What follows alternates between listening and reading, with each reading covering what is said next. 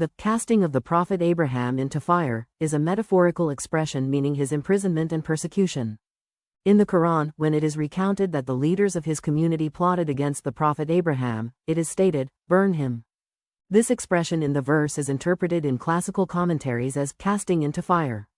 However, the continuation of the verse, "Fire, be coolness and peace for Abraham," indicates that the term fire is used not in its literal sense, but in its metashabi, that is metaphorical sense.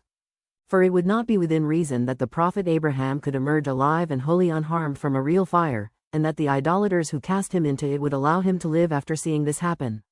Since the world is a place of trial, even the miracles of the prophets never occur in such a way as to compel people to have faith inevitably, or to abolish the natural order of the physical world.